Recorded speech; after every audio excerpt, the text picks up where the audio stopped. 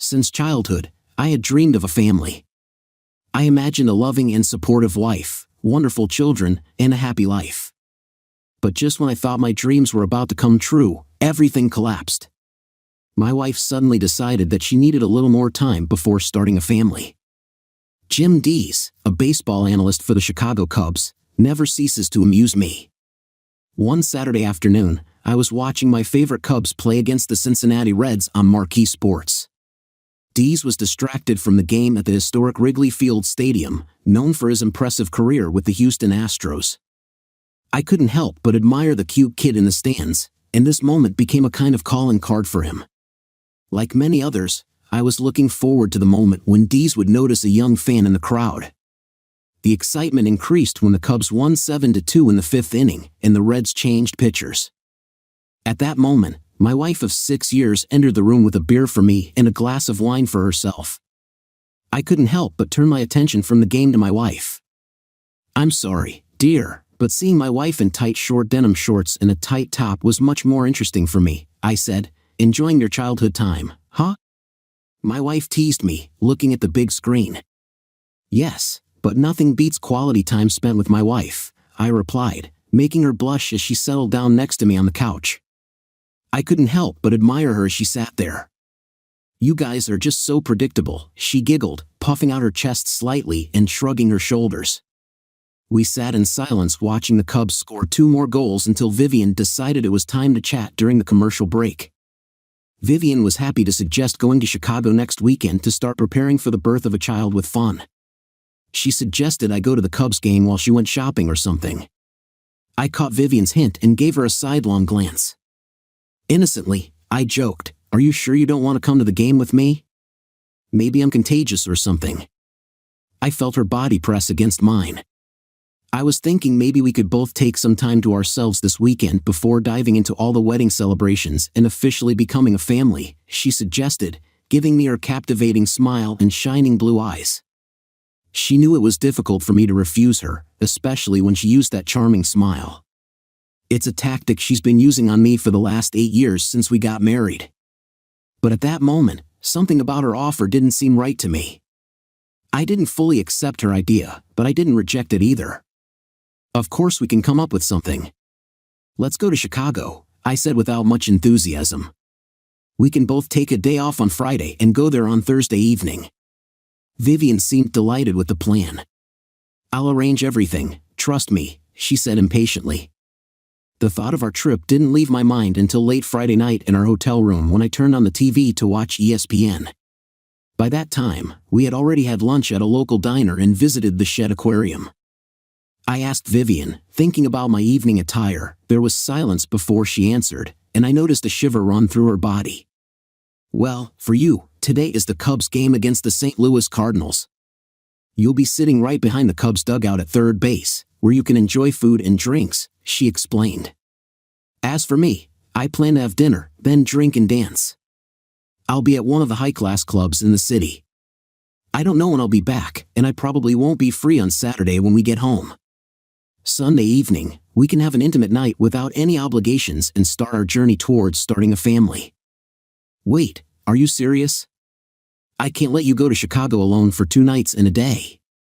What about our relationship? What about the promises we made to each other?" I exclaimed.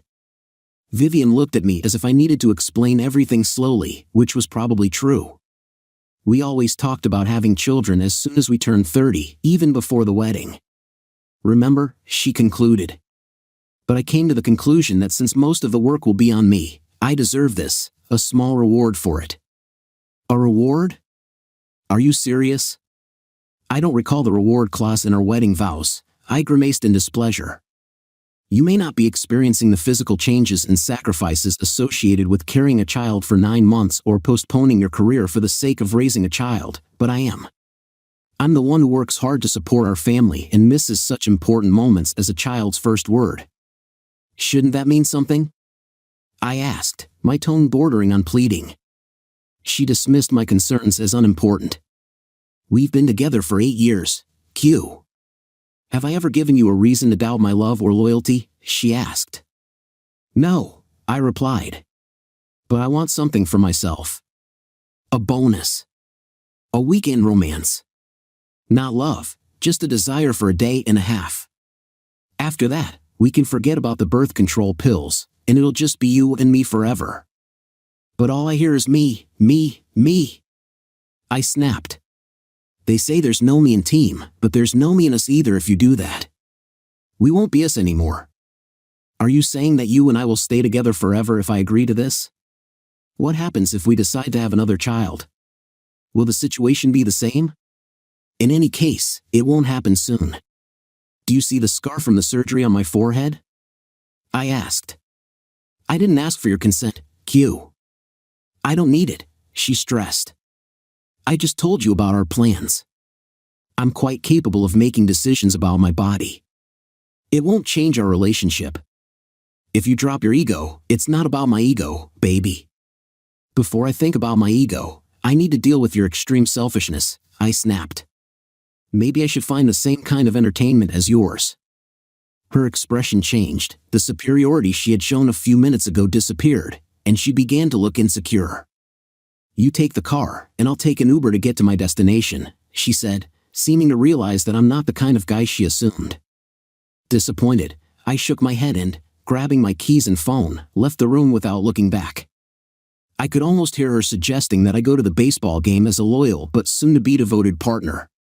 Instead of watching the Cubs game live, I decided to listen to the radio while driving home. Pat Hughes and the rest of the team did a great job, and the Cubs won another victory. I didn't have a specific plan except that I needed to be with Vivian. It's a shame when your idea of a person is radically at odds with the truth. Vivian Langer was working as an operator at my bank when I came to get my first salary at the National Transportation Company where I recently started working. She had worked at the bank for only a few weeks, having recently graduated in finance. While I was standing in line, I noticed a petite blonde with green eyes and what seemed to be a full bust under a stylish blouse. She chatted casually with customers and quickly processed their transactions until it was my turn at her booth. Your employer can arrange a direct transfer of your salary so that you don't have to queue every Friday, she said with a wide grin. I already knew about this possibility because the HR director had told me about it when I applied for the job. But personally, I preferred the traditional way of getting my salary in hand.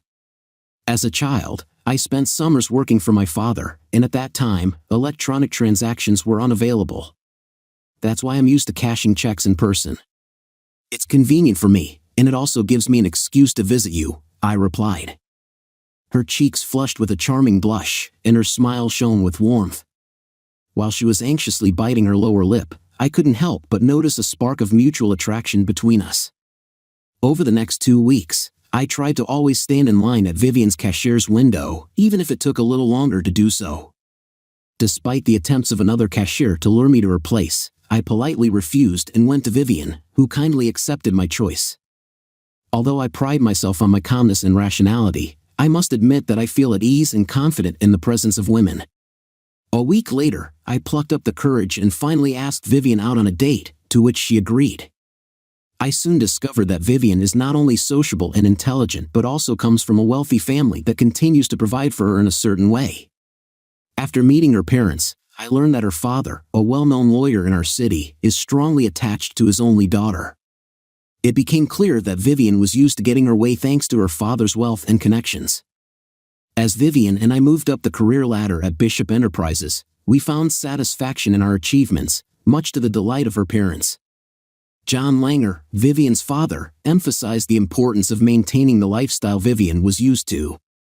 He made it clear that treating his daughter with respect and fulfilling my responsibilities toward her would allow me to take my rightful place in their family.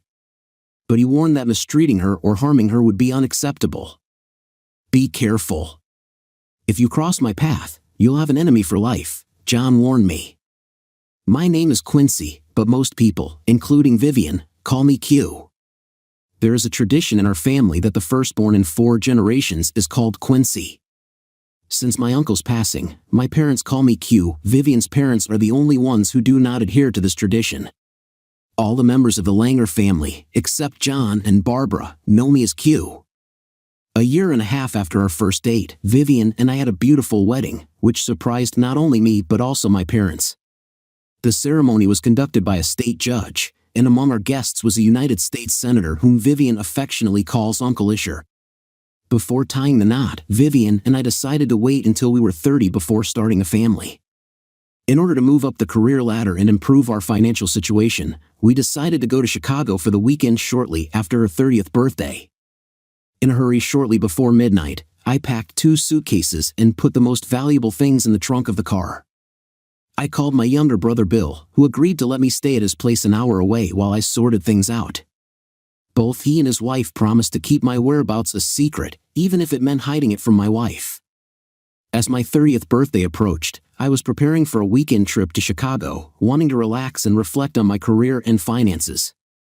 2 weeks before the trip, I packed my things in 2 suitcases and loaded them into the trunk of my car at midnight. I contacted my younger brother Bill, who agreed to let me stay with him an hour away from home while I sorted out my life. Not knowing where Vivian was, who was most likely busy with her lover, I knew she would be sympathetic to my departure when we had to return home on Sunday morning. This thought haunted me that evening. I wondered what made Vivian seek solace elsewhere and why I allowed it. I wondered if I looked weak or submissive in her eyes, trying to satisfy her desires. She will soon realize how wrong she was. Saturday morning was spent on the usual financial chores that might seem trivial, canceling our shared credit cards and transferring half of the money to a new account in my name. It was unclear whether Vivian returned to our room on Saturday and found that I was missing, or whether she was not at home from Friday evening until Sunday morning. Anyway, the first message I received from her was at 9 o'clock on Sunday morning. "Where are you?" "We have to leave at 11, she wrote. I showed the message to my brother, and we laughed while enjoying margaritas on his back porch. He got up to check how the sausages were frying for our brunch. Meanwhile, my wonderful daughter-in-law was in the kitchen making homemade potato salad. In difficult times, family comfort is really incomparable. Half an hour later, another message came with a similar reminder. After a rapid succession of increasingly desperate voicemails, her message at 10 o'clock became a reminder that there was no way she could get home despite the fact that I drove us there. The next voicemail was filled with anger and threats, followed by a plea for help as she tried to extend her stay at the hotel but could not do so due to her credit cards being canceled. This margarita was really amazing. My sister-in-law Sharon asked if there was any way to make peace with this stupid woman. She noted the strength of our marriage and my deep concern for her. I was ready to do anything for her, but the way she behaved in this situation made it clear that I was not the main priority in her life. Around 5 o'clock, my brother's phone rang while the 3 of us were still sitting on the back porch, having drunk several glasses of margaritas. He glanced at the caller ID and raised his eyebrows, silently inviting me to answer if I wanted to. I shook my head, indicating that I wasn't interested in the answer. Instead, he handed the phone to Sharon, who was noticeably more sober than my brother and me. "Hi Viv," she began. "I'm answering Bill's calls because he's a little drunk to do it on his own." "Yes, we are aware of what happened. We have no information about his current whereabouts," Sharon said. She then questioned Vivian's actions, expressing disbelief at how she could betray such a kind person. Vivian's response left much to be desired. Sharon rolled her eyes and made a face while talking on the phone. Sharon replied with a couple of vague confessions, after which she wished Vivian good luck and hung up the phone. Turning to me, Sharon insisted, "I gave you a head start. You owe me a favor. Did you even realize that you had a disagreement with her and then left without giving her a chance to explain everything? You're really insensitive, you know." "You're not buying this," I began. "No, I don't believe that, Q. I'm just telling you what she said and what she's probably telling others, trying to find you," Sharon replied. "Damn," I muttered. "Can someone pour me another margarita?" Bill gladly agreed, once again showing why I consider him a great brother. I'd already drunk 8 margaritas. There was no chance that I would be able to become a member in the near future. Despite being hungover on Monday morning, I managed to get to work on time. Even though I wasn't dressed appropriately upon entering the boss's office, I quickly informed him of my decision to either quit or immediately move to another office.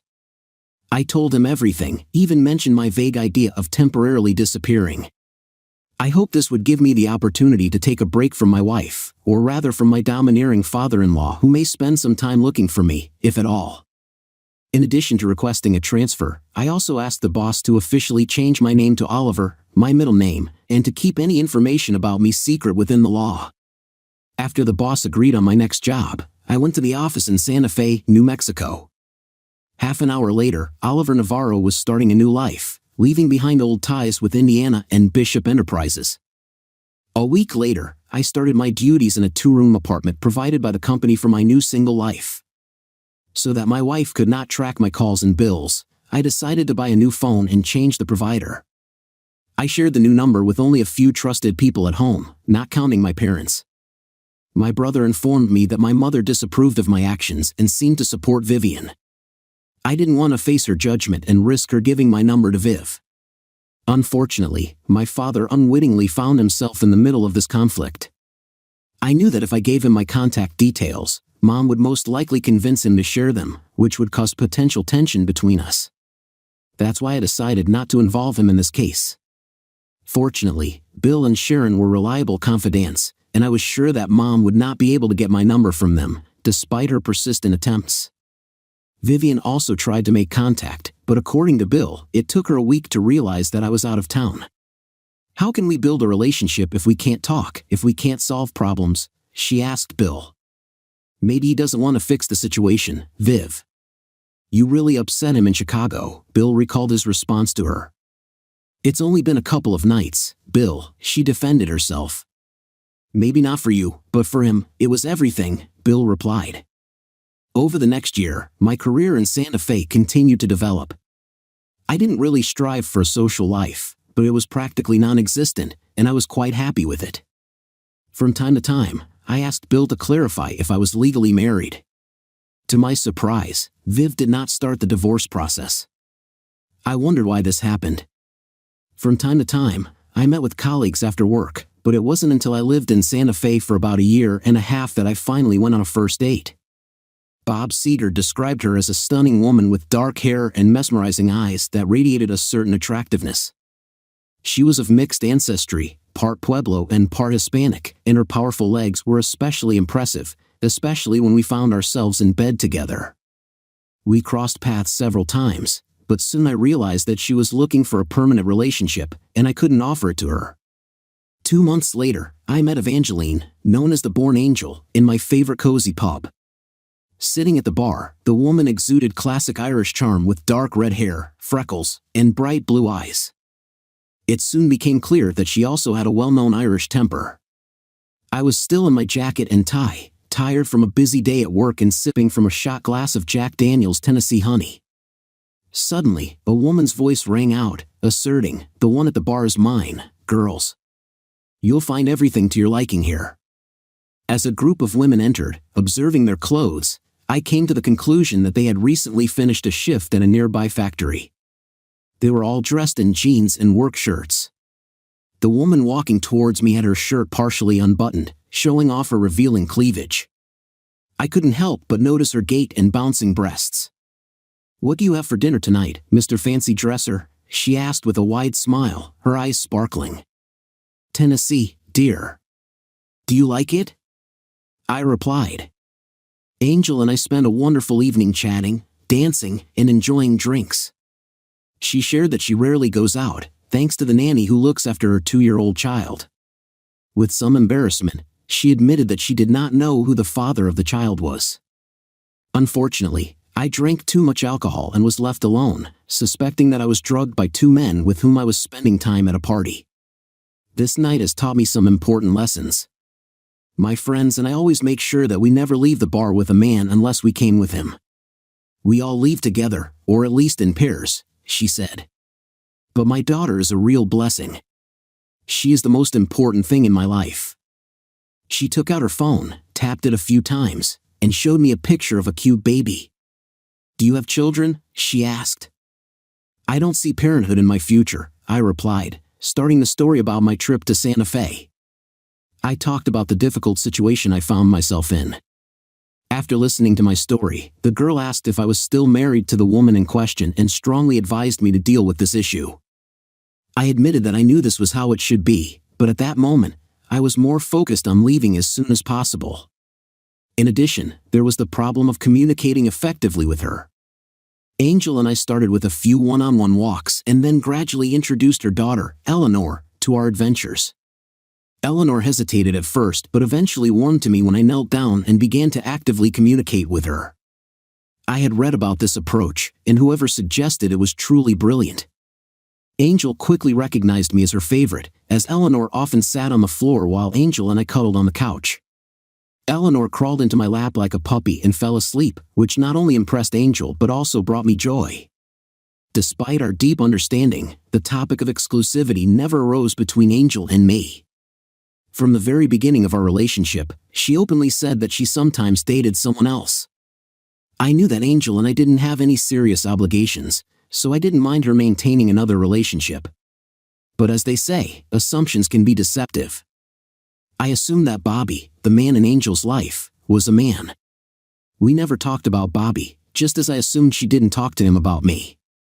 But after about 3 months of our relationship, she accidentally started talking about how she had gone shopping with Bobby in a bikini a few days before, and then my assumptions turned out to be wrong. I interrupted her, surprised. Is Bobby a woman? It's spelled Bobby, not Bobby like Robert, Angel confirmed. Yes, that's right. Didn't I say that before? Bobby is a lesbian, and I'm bisexual. She paused, trying to remember if we had talked about this before. Are you sure we haven't discussed this? She avoided eye contact and clutched her hands convulsively. I silently shook my head, feeling caught off guard. Is this a problem for you, Olive? I've never thought about it before. Although I've known bisexuals, I've never met them. It took me a while to realize that the gender of the partner in our other relationship doesn't change anything in our dynamic. Do you think I should worry if she's really attractive? I asked, admitting that I usually find women visually more attractive than men. If a woman is exceptionally beautiful, I sometimes feel insecure compared to her. She's wonderful, she said in response. But my friend assured me that there was no need to worry. You both have unique qualities, she said with a laugh. And then, as if casually, she added, by the way, did I ever mention that I'm bisexual? I usually mention this at the beginning of a date to avoid misunderstandings or resentments. Does this mean that you'll be interested to know what we do when we're together?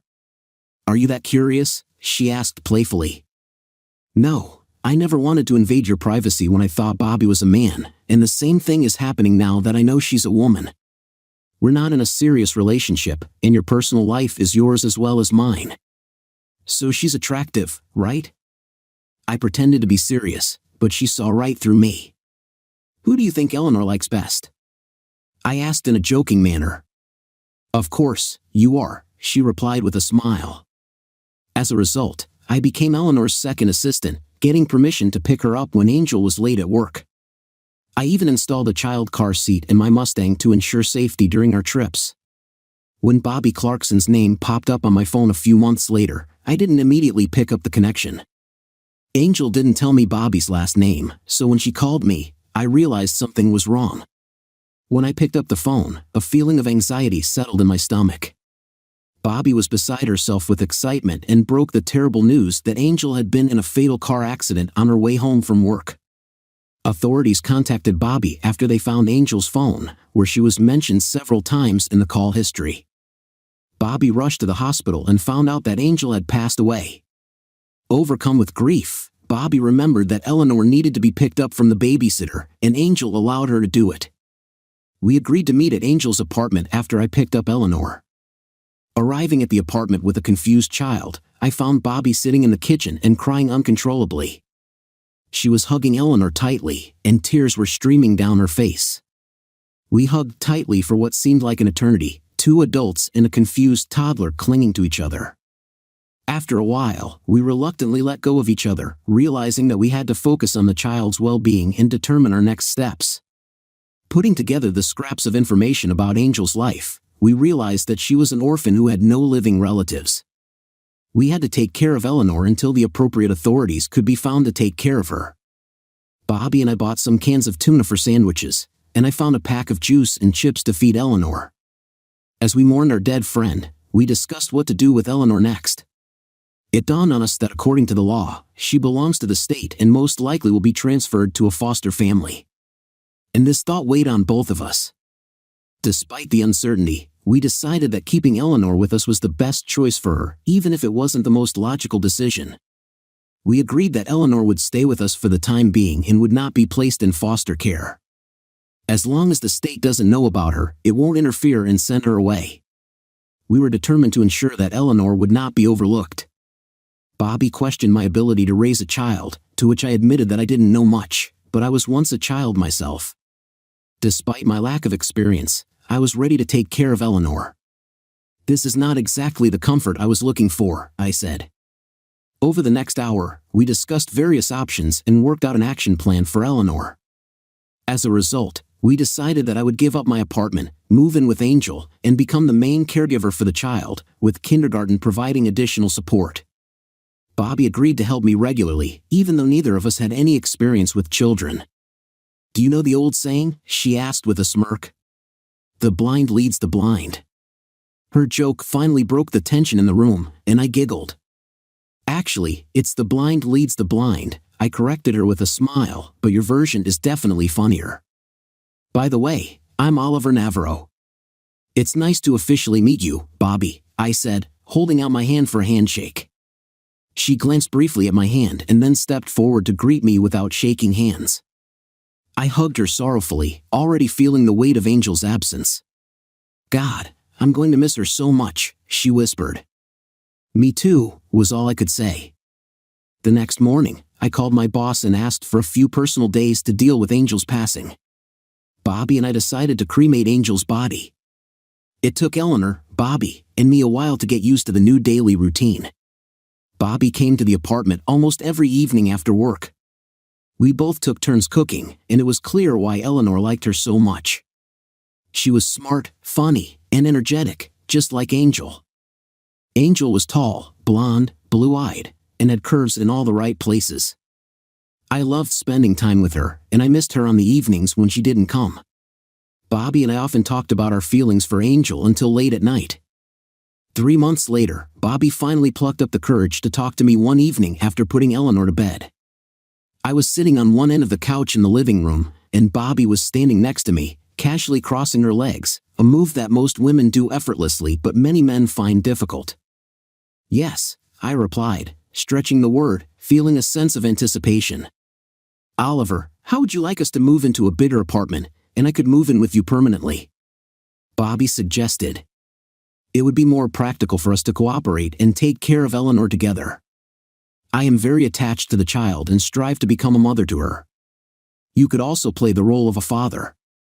I know she is very dear to you too. We don't have to be married to raise a child. In fact, if we were both present in the family, it would allow us to maintain our own social lives.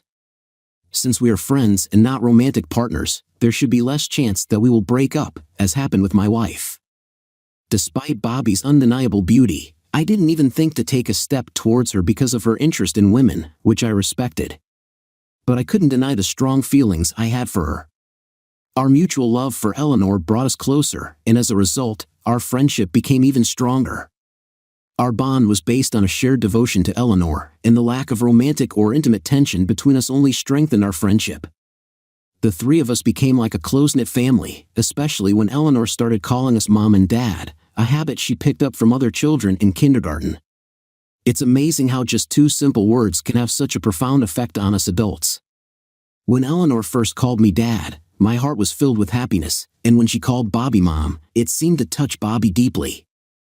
When I was helping Eleanor tie her shoelaces, she looked up at me and said, "Thanks, Dad." I felt a lump form in my throat, and tears welled up in my eyes. I quickly retreated to the bathroom to clean myself up. A few minutes later, I came out with tears in my eyes but with a smile on my face. She playfully patted my hand, and I couldn't help but smile and nod. Despite the fact that Bobby and I never showed the typical affection of husband and wife, in the following years, we easily joined the company of Elon's parents, classmates, and acquaintances at social events. When asked, we admitted that we were not married and avoided talking about children. I was completely shocked when Vivian, yes, the same Vivian, showed up at our place on Saturday morning, for years after I broke off my relationship with her. "Oliver, someone's here for you," Bobby called from the living room while I was sitting at the kitchen table playing dice with Eleanor. Eleanor followed me into the living room, and I couldn't tell who was more surprised, me or Vivian. She is. Is she yours, Q? My wife asked, looking at Eleanor as if she had seen a ghost. I had to close my mouth to answer. Well, actually, she's ours, I said, pointing to Bobby and myself. Yours? She can't be yours. We're still married. It was obvious that Vivian was having a hard time figuring out the situation. She was on the verge of collapsing to the floor. I invited her to sit on our sofa, and she did so without delay. Relax, Viv, I said. Bobby and I may not be married, but Eleanor is still our daughter. Vivian let out a sigh of relief. Well, that's a little encouraging. We can work with that. What do you mean, Vivian? Why did you come back after all this time? Are we already divorced? I was shocked to learn that I was still legally married to Vivian. She had not taken any steps towards divorce, believing that I would return to her within a year. After almost 2 years of searching for me with her father, she finally plucked up the courage and asked me for reconciliation. Reconciliation? Why now? I replied hastily. 4 years was not enough for me to recover from the pain you caused and from your cruel behavior. Vivian expressed her deep love, saying that her whole life would not be enough to show it. She confessed that she had made a terrible mistake and apologized for trying to manipulate me with her actions. She explained that she thought by shocking me, she would force me to return, not realizing that I would leave only for a weekend affair, mistaking intimacy for love. Isn't the idea of starting a family and building a life together good enough to outweigh the temporary pleasure of a weekend fling? I thought you knew me better than anyone else, I replied. You knew about my firm beliefs and loyalty, but you chose to completely ignore them. I cannot accept such disrespect from anyone, not even from my beloved wife. Her eyes scanned the room briefly, lingering on Bobby and Eleanor. You seem to have recovered quickly, she remarked, as if nothing had changed. Your boss at home covered for you perfectly, even when you changed offices and started using your middle name. He kept telling Dad's investigators that Q no longer worked there. Dad had to get a court order to access Bishop's workbooks, and that's when he realized your middle name was Oliver. After that, all I had to do was pluck up the courage and come to you. Okay, you came to me, I replied. Despite all the past mistakes and shortcomings, I am grateful that I have a loving family that I would not trade for anything in the world. My partner is a wonderful woman whom I admire and trust completely. We are united by deep mutual respect, and we have a beautiful daughter whom we will always cherish as she grows up and becomes a wonderful woman.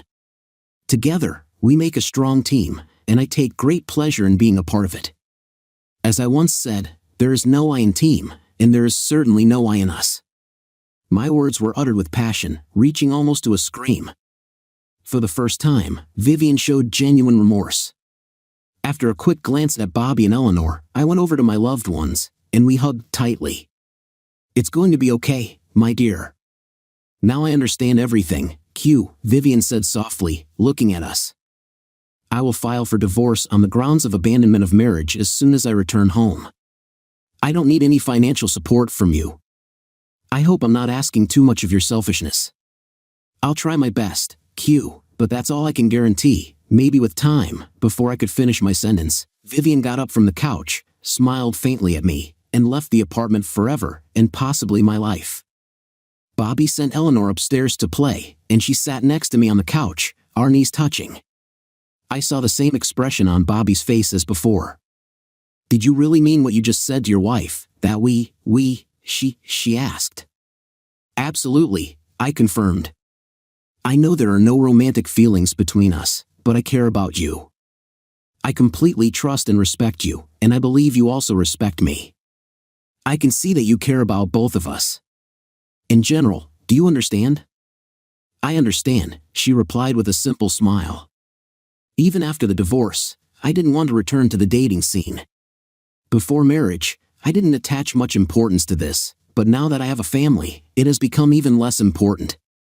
I still had fun from time to time, but finding a new partner wasn't my main focus. Bobby, on the other hand, was more active in dating and led a more intense social life. Despite our differences, we constantly communicated and informed each other about our acquaintances. Our daughter has always been our top priority. We had a rule of not bringing home dates, except for dinners. When Eleanor was about 11 years old, Bobby and I decided it was time to tell her the truth about our family. The night we planned to do this, we were both on edge. We'd been talking about this for almost a year. That evening, the three of us shed tears while looking at photos of Eleanor's biological mother and explaining her connection to Bobby and me. We also had to talk about Angel's bisexuality and Bobby's lesbianism.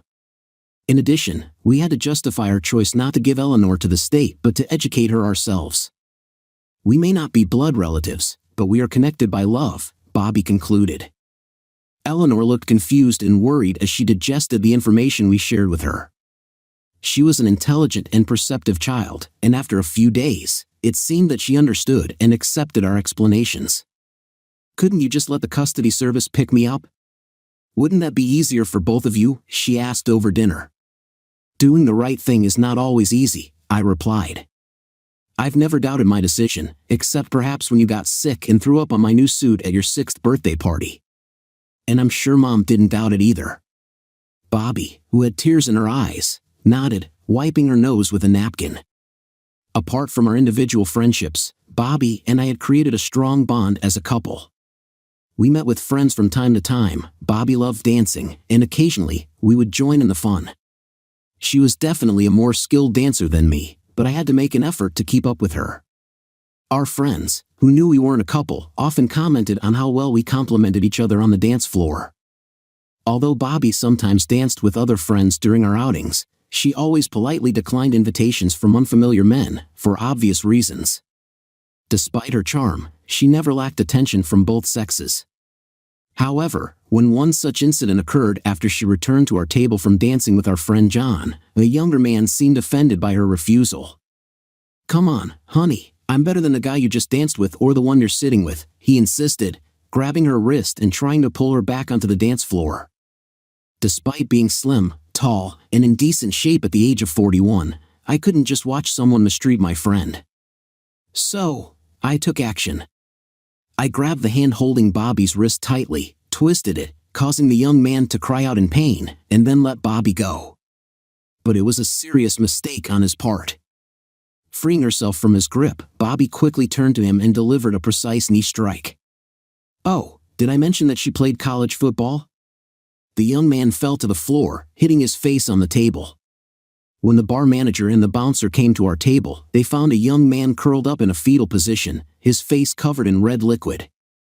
The police were called, and after we testified, we were told that neither Bobby nor I would be charged. I was grateful for the help, but Al Clarkson's daughters had self-defense skills even before we started dating, regardless of who we were dating at the time. Tonight, Bobby commented on the young man's serious mistake. I suggested that the next time he and Mom come to visit Dad, he should teach Eleanor, because I liked his approach. After we moved into a 5-bedroom house a few years ago and renovated it, we now have, in fact, 2 bedrooms with bathrooms. Our spacious family room also has a built-in snack area, making our house a favorite gathering place for Eleanor and her friends. Bobby and I easily took on the responsibility of being surrogate parents for several teenagers, and to be honest, we both enjoyed it. I found out that Bobby had been in a relationship with the same woman for about 2 months when she invited her to join Eleanor and me for dinner on Saturday. It became clear to me that this woman held a special place in Bobby's heart when she confidently asked me to leave the kitchen and cooked her best dish, veal parmesan with spaghetti. Stephanie Ellis made an amazing first impression. Compared to Bobby, who scored 82 on the Nana, Stephanie easily scored 92 and 92 points thanks to her striking facial features, with big brown eyes, flawless porcelain complexion, curly shoulder-length dark brown hair, and a figure resembling a Sports Illustrated swimsuit model. She was truly stunning. After Stephanie arrived, Eleanor whispered to me, "Dad, seriously, you should let Mom play matchmaker for you. She has a talent for it." "I couldn't agree more, sweetheart," I replied. Stephanie's charm lay not only in her appearance but also in her character, which I found very pleasant. Eleanor liked her quickly, and Bobby was just thrilled. The happiness in Bobby's eyes when Stephanie was around warmed my heart. It also awakened memories of my own past buried deep in my mind, which caused me a slight feeling of envy. It took Stephanie a while to get used to the close relationship between Bobby and me, but eventually, she adjusted. Bobby and I had a special bond because we were the joint parents of a child whom we had raised together since the age of 2, and our connection went beyond simple friendly communication. We shared everything with each other, from the mundane to the profound. I was surprised when Stephanie called me a few weeks after her regular visits and asked if we could have lunch together. She asked me to keep this information a secret from Bobby, and although I doubted it, I reluctantly agreed. 2 days later, I was sitting in a restaurant when Stephanie walked in, saw me, and came to my table. When she sat down, I couldn't help but notice the envy on the faces of some of the men around us, which made me giggle softly. It was a reminder that fantasies often surpass reality. After exchanging greetings and ordering food, Stephanie wasted no time and moved on to the main topic of conversation. She expressed her doubts about Bobby's relationship with me and her reluctance to enter into a relationship with someone who may already be committed. "Wow," I said, "if only that were true. Amazing women like Bobby don't usually date guys like me, even if she's not a lesbian. However, I'll take it as a compliment," I added. "But you're right." After spending an hour discussing family relationships, Stephanie began to understand and appreciate Bobby's role more deeply. By the time we parted ways later that night, Stephanie said, "All right, accept me into your ranks. It will be an honor for me to become a part of this family." 6 months later, Bobby and Stephanie got married. Having lost my father many years ago, I had the honor of escorting Bobby down the aisle on her wedding day. Among her bridesmaids was 15-year-old Eleanor, strikingly similar to her late mother with red hair and blue eyes. Watching Eleanor, I couldn't help but feel anxious about the role of a teenage girl's father in high school, which brought back memories of my own teenage years. Bobby and Stephanie later told me that I didn't handle the situation as gracefully as they had hoped. Bobby strongly objected to the idea of using physical threats against high school students who kissed his daughter, citing a previous incident when Eleanor was embarrassed on a date. "Did you see how embarrassed she was? You completely scared her," I protested. Stephanie agreed and added, "You won't be chaperoning her dates anymore." "Would you react the same way if I started dating women?" Eleanor asked. "Probably not, but then you'd have to deal with Mom and Stephanie." "It wouldn't be any easier for your friend," I replied. Eleanor paused, a mixture of emotions reflected on her face. "As much as I hate to admit it, it could be even worse," she agreed. I giggled, feeling relieved when she left. Few phrases strike fear into a man's heart like "we need to talk," but in my case, the situation was more confusing than alarming. When Bobby said those words on Friday night, Eleanor was out with friends, so she brought me to the formal living room usually used only for guests.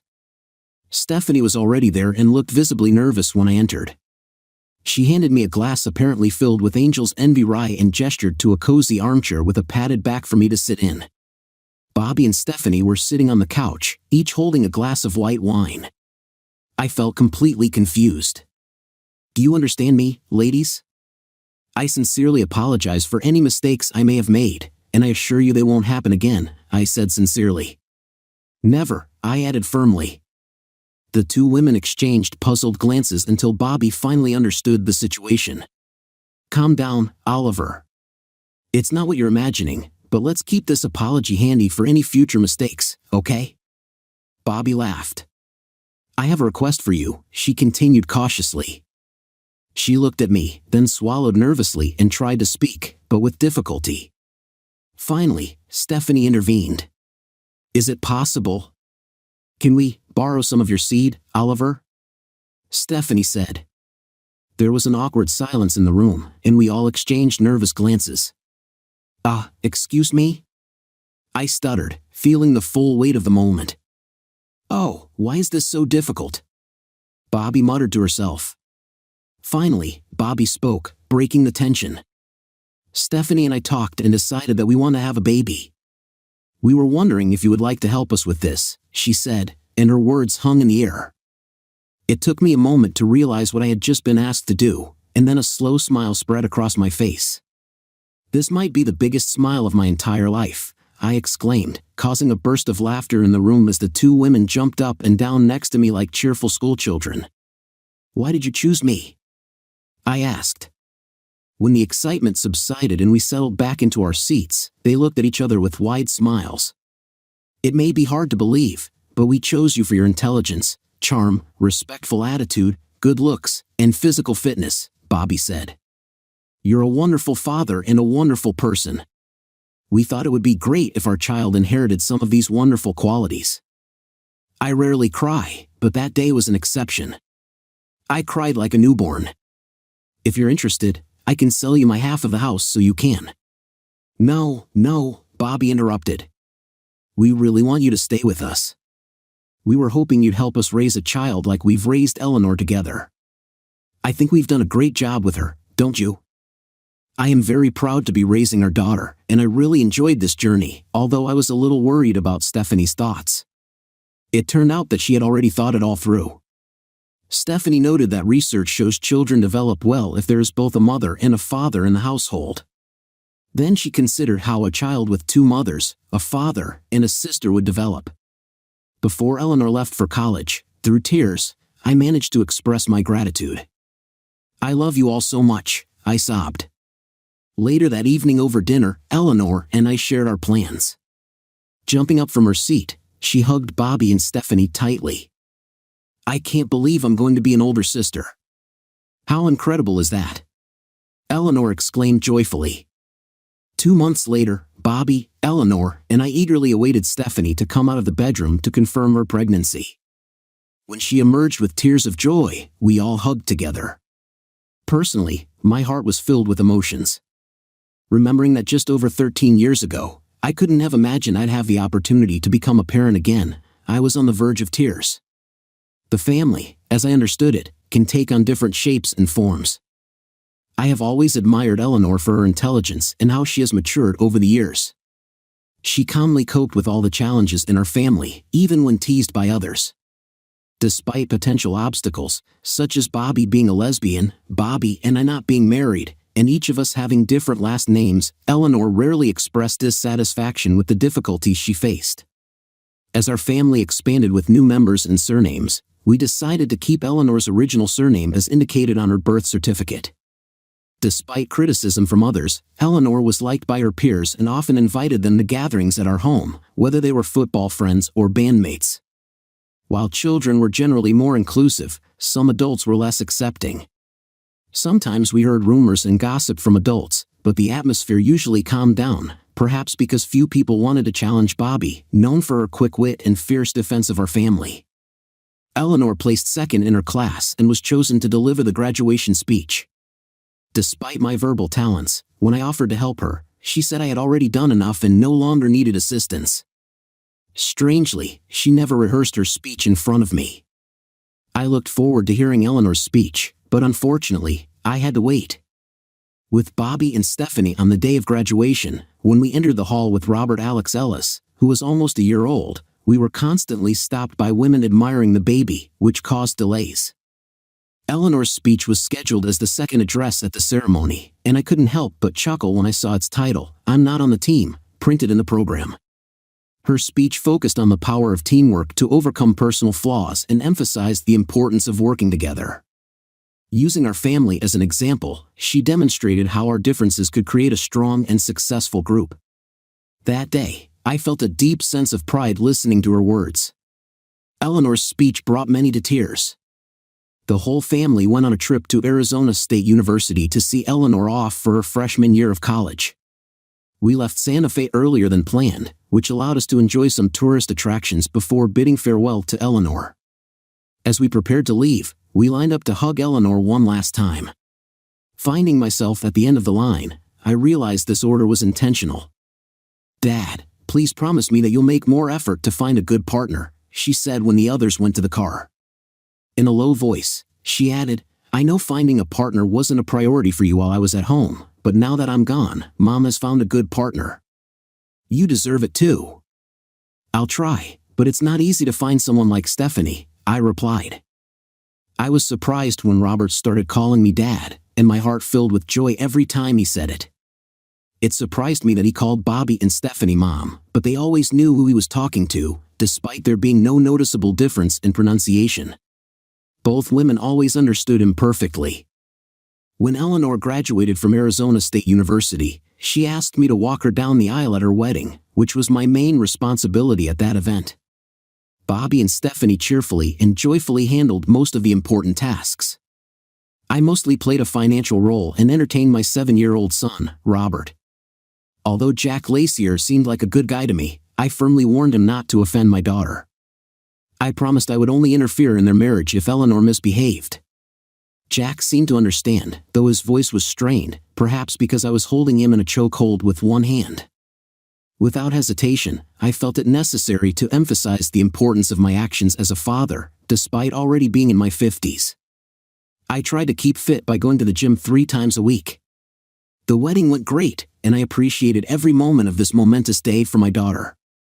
I tried to engage with guests at every table, enjoyed delicious food and drinks, and danced with many women.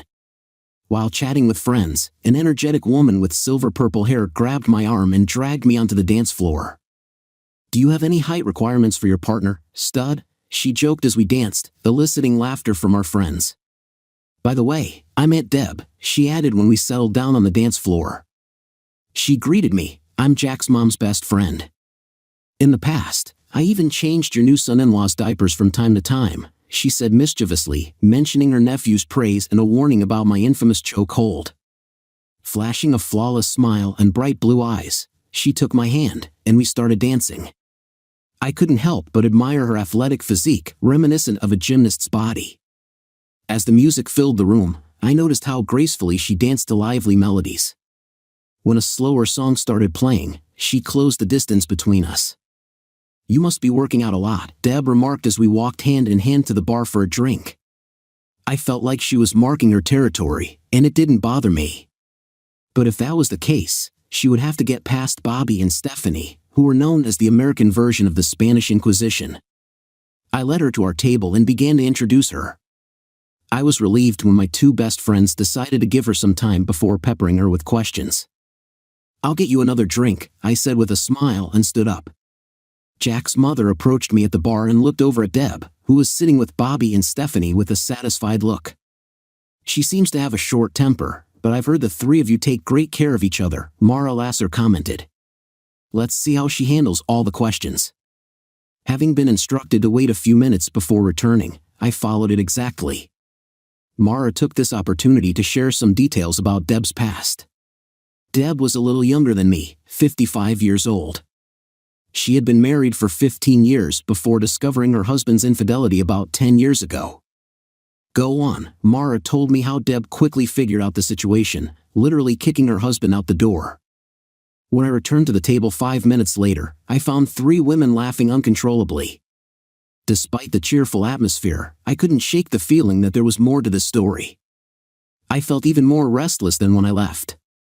2-year-old Kayla Lasser was running around our large house with our 2 Labrador retrievers, and her laughter filled the rooms. Her parents sat at the kitchen table drinking iced tea, and 4 of her 6 grandparents joined them. Jack and Eleanor, who lived only 45 minutes away, often came to visit and spend time with us and our first granddaughter. Jack's parents, Marcia and Tom, admitted they were a little jealous of our frequent visits. To remedy the situation, we invited them to join us for Christmas week so all 6 grandparents and Robert could celebrate the holiday together. Marcia gladly accepted the invitation, especially since it meant reuniting with her best friend Deb, whom she hadn't seen since Deb and I got married and moved to Santa Fe. Tom needed a little more persuasion before agreeing to come with us.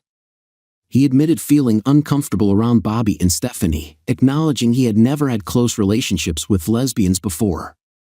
"I trust them completely, Tom," I stressed. "They're just like any other married couple. Both of them are very charming." He admitted he had preconceived notions about lesbians, but I grinned and reassured him, "Trust me, they don't fit stereotypes." "Don't worry about it, Tom. They're just women, probably with more shoes than both of us put together." Deb was the perfect wife I didn't even know I needed, energetic and dynamic. While I considered myself accommodating, Deb was always on the move, her vitality infectious. When she moved in with us in the spring, I had to prepare a garden for her, planting lots of salad vegetables. She watched the process, and I teased her, saying she looked like a cat known for its keen observation. Bobby and Stephanie quickly grew close to her, almost as emotionally attached as I was. Despite their warnings to protect me if she ever harmed me, she confessed to me the next day, looking shocked. "I'm sure they were serious, dear," I replied seriously. "We always support each other." "I'm sure they meant it seriously. I never want to hurt you, but if it happens, I won't linger. I'll disappear in an instant." She called it self-preservation. Deb convinced Marcia and Tom that Santa Fe was the perfect place to settle down, which they did.